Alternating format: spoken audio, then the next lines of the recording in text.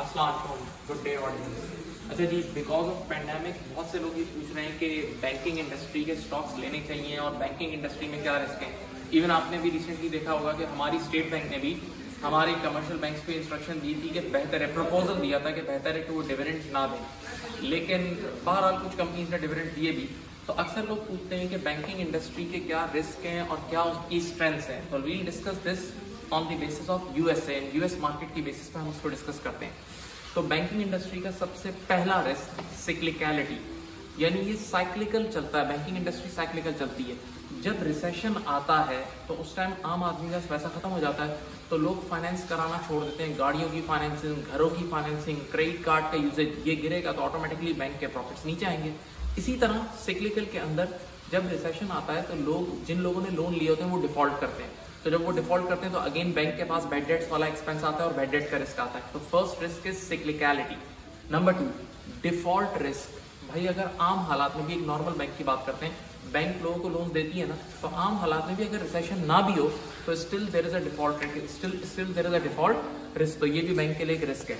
तीसरा risk interest rate risk. तवज्जो, आपने देखा होगा कि इस रिसेशन की वजह से, यानी ये जो कोविड-19 की वजह से दुनिया भर में इंटरेस्ट रेट गिरे और यूएस की मार्केट में भी गिरे। तो जब इंटरेस्ट रेट गिरता है तो भी बैंक के प्रॉफिट्स पे नेगेटिव इंपैक्ट आता है। आप इसको यूं सोचें कि एक बैंक लोन ले रही थी। बैंक का काम क्या होता है? एक एंड से लोन लेके दूसरे एंड से लोन देना, यानी बोरोइंग करके एडवांसेस देना। तो लेट अस से बैंक बोरोइंग कर रही थी 1% पे और आगे एडवांसेस दे रही थी 4% पे, तो बीच में 3% बच रहा था। तो अब लेट अस से अगर वो रेट गिर के, आपने एडवांसेस का रेट गिर के 3% हो गया और यहाँ 0.75 हो गया, तो बैंक को फिर भी अल्टीमेटली थोड़ा नुकसान होता है। और इसके आला एग्जाम्पल मैं आपको देता हूँ कि 2018 से लेकर 2019 तक यूएस में समझ लें 0.75 बेसिस पॉइंट्स, यानी शॉर्टकट में 0.75% अगर इंटरेस्ट रेट गिरा ना, तो बैंक ऑफ अमेरिका की नेट यील्ड 2.52% से 2.35%, यानी 17% 0.17% गिरी, और वो भी 1%, यानी वो 75% गिरा तो ये 0.17%। तो बहरहाल इंटरेस्ट रेट गिरने से बैंक्स को नुकसान होता है, अल्टीमेटली उनकी नेट यील्ड कम होती है। चौथा रिस्क फिनटेक टेक्नोलॉजीज। ये क्या चीज है कि आप देख रहे हैं कि इस वक्त टेक्नोलॉजिकल, फिनटेक्स मींस फाइनेंशियल टेक्नोलॉजी, ऐसे फाइनेंशियल टेक्नोलॉजिकल कंपनीज आ गई हैं जो बैंक्स की अल्टीमेटली कॉम्पिटिटर्स हैं, जो ऑनलाइन ट्रांसफर्स करा देती हैं एक शॉट पे, जैसे पेपैल वगैरह है, कि वो बैंक के कॉम्पिटिशन में। तो इसकी वजह से जो बिल्कुल ट्रेडिशनल बैंक्स होती हैं, जो ब्रांच बेस्ड और कदीम निजाम पे चल रही है, तो उनके लिए ये बहुत खतरनाक बात है। तो ये सारे बैंक्स के रिस्क हैं। बच्चे ने कहा सर कोई स्ट्रेंथ भी है बैंक की? जी, बैंक की स्ट्रेंथ भी है, यानी बैंक में इन्वेस्टमेंट करने की कुछ स्ट्रेंथ भी है। नंबर 1, सबसे पहली चीज है safety regulations. Yes, safety regulations. 2008 और 9 में जो सब प्राइम क्राइसिस आया था यूएस में और जो तबाही हुई थी, तो उसके बाद यूएस के रेगुलेटर्स इतने सख्त हो गए कि उन्होंने सख्त तरीन वो रेशियोज लगा दिए। उन्होंने कहा है कि बैंक को एक मिनिमम कैपिटल मेंटेन करना है, नहीं अपने सर्वाइवल के लिए। तो वो कैपिटल मेंटेन करने का मतलब ऑटोमेटिकली शेयर होल्डर्स प्रोटेक्टेड है। और इसी तरह एक और टेस्ट भी आ गया, स्ट्रेस टेस्टिंग की रिपोर्ट हर बैंक ने सबमिट करानी है, वहां के समझ लो सेंट्रल बैंक को। तो वो स्ट्रेस टेस्टिंग की रिपोर्ट ऐसी होती है कि आप बुरे हालात में किस हद तक सर्वाइव कर सकते हैं। तो ये भी एक बहुत पॉजिटिव पॉइंट है। Second strength is investment banking.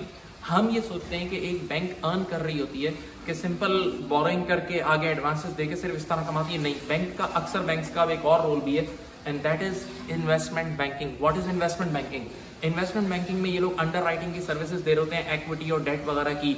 ये लोग आईपीओस वगैरह में डील कर रहे होते हैं। ये बड़े बड़े नेट वर्थ इंडिविजुअल्स के फाइनेंसेस डील्स कर रहे होते हैं। ये एक्विजिशन ऑफ मर्जर्स की एडवाइसेस दे रहे होते हैं। तो इसमें भी ये बना रहे होते हैं। और हमने बड़ा एक चीज देखी कि कई बार ऐसा होता है कि जब अभी मैंने आपको बताया रिसेशन की वजह से अल्टीमेटली बैंक की नॉर्मल एक्टिविटीज में बैंक मार खा रहा होता है, नॉर्मल एक्टिविटीज में बैंक की बहुत पिटाई हो रही होती है।